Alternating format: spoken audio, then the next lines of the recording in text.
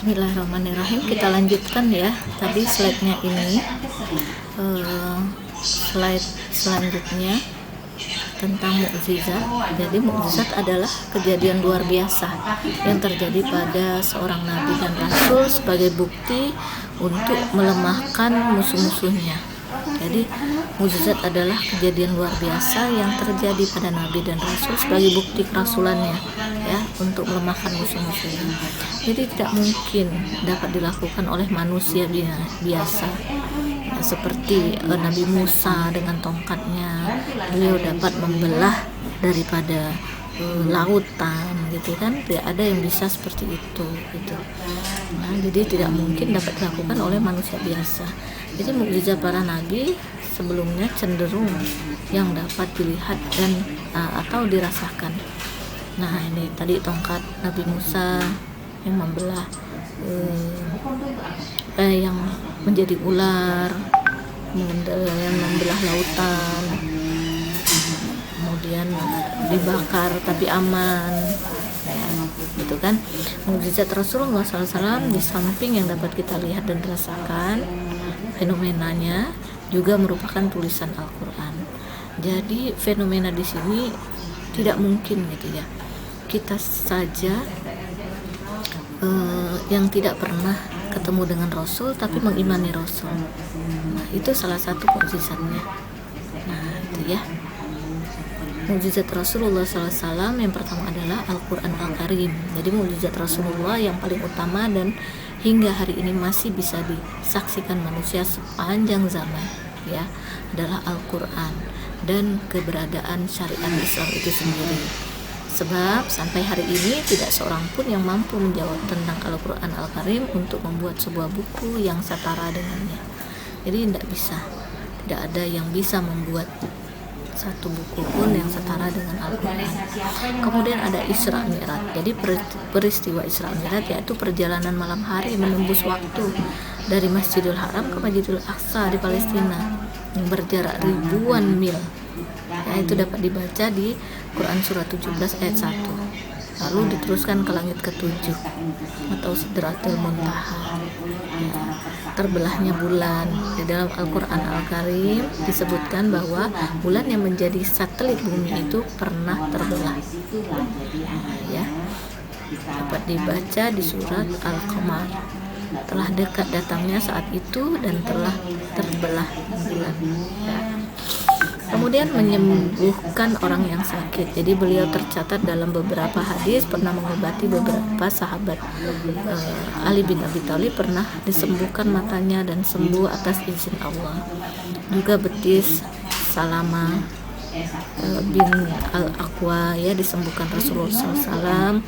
Juga pernah mengusap kaki Abdullah bin Utaib yang patah dan sembuh ketika seolah tidak pernah terjadi sesuatu. Itu mukjizat pada Rasulullah SAW. Nah, kemudian yang selanjutnya kita membahas tentang kabar gembiranya. Diberitakan gembira akan kedatangan Rasulullah SAW disampaikan oleh para nabi dan rasul sebelumnya. Ya, di Quran surah 7 ayat 157 sifat-sifat Nabi SAW disebutkan dalam Taurat dan Injil juga. Ya, seorang Yahudi sedang membaca Taurat saat anaknya sedang menghadapi kematian. Rasulullah SAW bertanya, apakah di dalam Taurat itu disebutkan sifat dirinya dan tempat hijrahnya? Yahudi itu menggelengkan kepala, tapi sang anak langsung menyahut, ya, demi Tuhan yang telah menurunkan kitab Taurat, sesungguhnya kami menjumpai di dalam kitab kami sifatmu dan tempat hijrahmu, dan sesungguhnya aku sekarang bersaksi bahwa tidak ada Tuhan selain Allah, dan aku bersaksi pula bahwa engkau adalah utusan Allah. Kemudian anak Yahudi itu pun meninggal dunia. Nah, itu ya.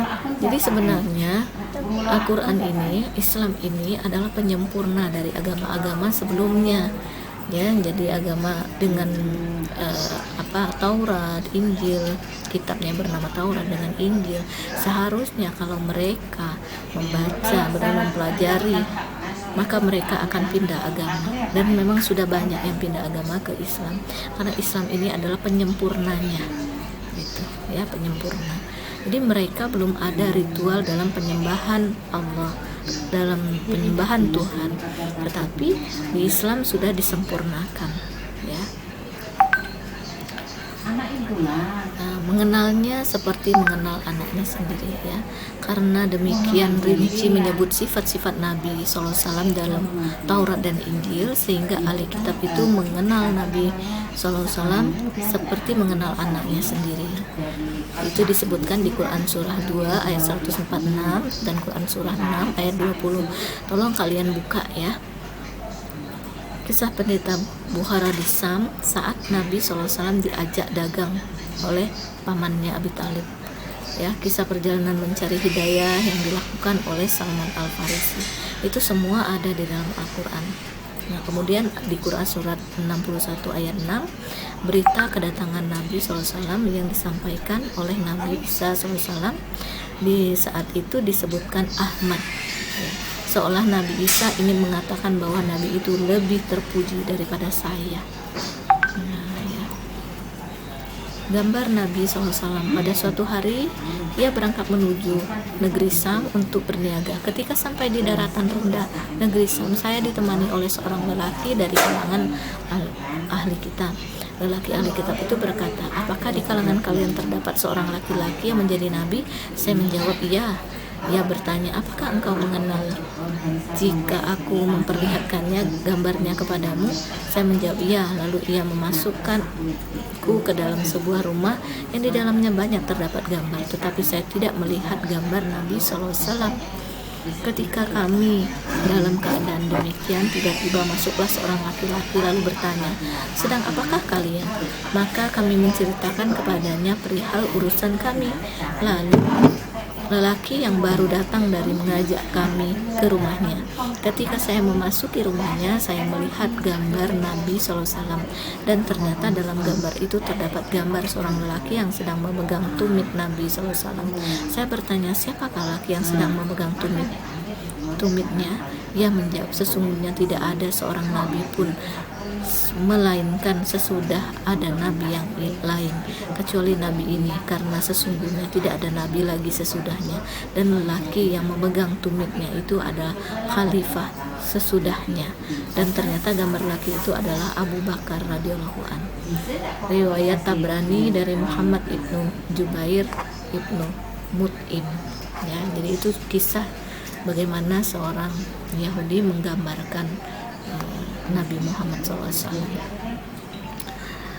Kemudian Al-Quran disebutkan dalam Alkitab sebelumnya. Al-Quran pun ternyata sudah disebutkan dalam kitab-kitab sebelumnya, ya. Jadi di Al-Quran surah ayat 26 ayat 196 itu menceritakan bahwa Al-Quran sendiri sudah diceritakan di Injil dan Taurat, juga Zabur. Dan ini diketahui para ulama Bani Israel. Nah, ini ada ceritanya di 26 ayat 196, yang diantaranya adalah Abdullah bin Salam yang masuk Islam. Ketika orang-orang kafir Quraisy datang ke Madinah menemui orang-orang Yahudi, maka para ulama Bani Israel berkata, sesungguhnya inilah saatnya.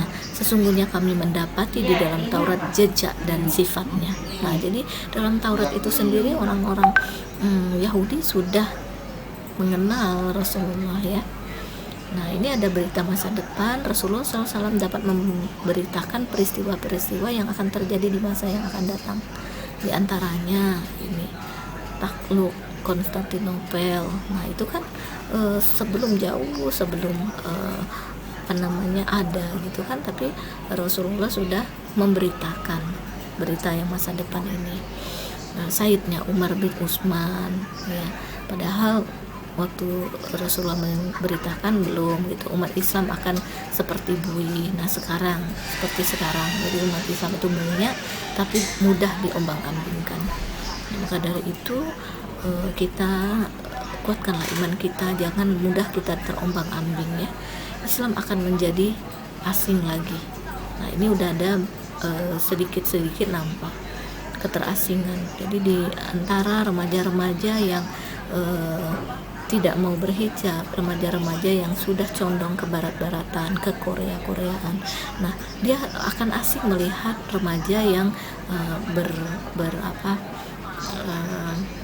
berhijab, ya, merasa asing. ini siapa sih, akan merasa bingung gitu kan. Nah, kemudian Yahudi akan diperangi oleh umat Islam. Nah, ini sudah sangat dimulai.